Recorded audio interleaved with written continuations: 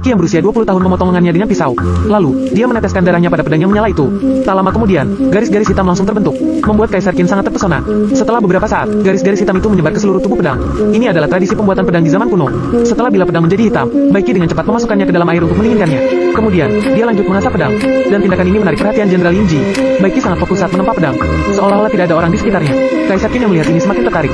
Tak lama kemudian, sebuah pedang tajam telah selesai dibuat, dan Baiki segera memberikannya kepada gurunya untuk dicoba. Jenderal Lin Ji pun mendekat untuk melihat. Saat ini, Kaisar Qin berkomentar, bocah ini sangat luar biasa. Dia memiliki keahlian membuat pedang yang sangat hebat. Sedangkan evaluasi Jenderal Lin Ji bahkan lebih tajam. Yang mulia, apakah kamu memperhatikan matanya? Matanya tidak ada kemarahan dan hanya ada jiwa membunuh. Seperti pedang di tangannya. Setelah mendengar ini, Kaisar Qin akhirnya tidak tahan lagi. Dia langsung mengulurkan tangannya untuk menerima pedang itu. Setelah mendapatkan pedang itu, Kaisar Qin sangat menghargainya. Gelap dan kusama mengganas. Zhang Yi, apakah kamu pernah melihat harta karun seperti ini saat berkeliling dunia? Zhang Yi langsung mengambil pedang itu dengan kedua tangannya, lalu memperhatikannya dengan seksama. Bahkan, dia juga menjentikkan jarinya. Ini benar-benar sangat memalukan bagi Zhang Yi, karena dia hanya bisa membual. Jadi dia tentu tidak mengerti semua ini. Tapi Zhang Yi mendapatkan sebuah ide jahat. Dia ingin menggunakan pedang Jenderal Lin Ji untuk diadu dengan pedang ini. Manakah yang lebih hebat? Hal ini membuat Kaisar Qin dan guru Baiki tertawa. Zhang Yi, nada bicaramu terlalu arogan. Jenderal Lin Ji memberitahunya, penempaan pedang bisa memakan waktu paling sedikit 1,5 tahun atau bahkan sampai 3 atau 5 tahun. Tenaga kerja, pengecoran, arang, dan lain-lain dalam proses pembuatannya bahkan lebih mahal lagi. Jadi, bagaimana bisa kamu dengan mudah mengadu kedua pedang ini? Setelah mendengar ini, Zhang Yi pun berkata, aku sudah mengerti, pedang itu seperti cermin berharga, yang harus dihargai. Saat ini, guru Baiki melangkah maju, dan hendak meminjam pedang Jenderal Lin Ji. Hal ini benar-benar membuat Jenderal Lin Ji bingung. Zhang Yi melakukan itu karena tidak mengerti konsepnya. Namun, bukankah guru Baiki mengertinya? Sang guru tersenyum dan berkata untuk meyakinkan sang jenderal.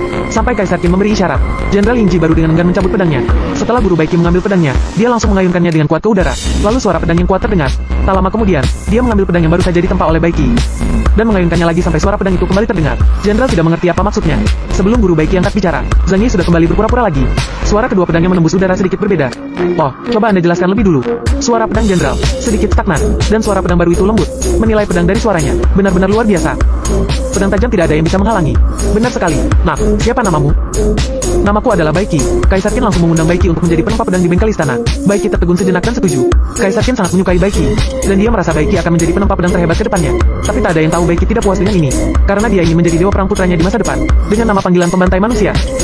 Jenderal Lin Ji datang ke tempat penempa pedang untuk mengunjungi Baiki. Tak disangka, setelah sekian lama mencari, dia tetap tidak bisa menemukannya. Tanpa diduga, Baiki diam-diam menjadi juru masak. Setelah bertemu dengan Jenderal Lin Ji, mata Baiki pun bersinar. Kemudian, dia mengeluarkan roti daging asli Sansi yang dia buat untuk Jenderal Lin Ji cicipi. Setelah Jenderal memakannya, dia langsung memuji. Rotinya sangat lembut, dan dagingnya sangat lembut. Enak sekali. Baiki tersenyum bahagia setelah mendengar ini. Melihat Jenderal menyukainya, juru koki istana juga memuji Baiki. Dia benar-benar luar biasa. Pekerjaannya sangat bagus, dan dia juga menawarkan diri untuk membantu memasak. Mendengar ini, Jenderal Lin Ji langsung mengundangnya ke barak. Baiki pun langsung menyetujuinya. Kamu menyetujuinya dengan begitu cepat? Aku sudah tahu Jenderal akan datang. Kenapa? Katanya, Jenderal akan mengutus orang untuk ke kampung halaman penjahat untuk mencari informasi mereka. Bagus sekali. Kamu resmi bergabung dengan pasukan kerajaan. Setelah makan, ayo ikut aku.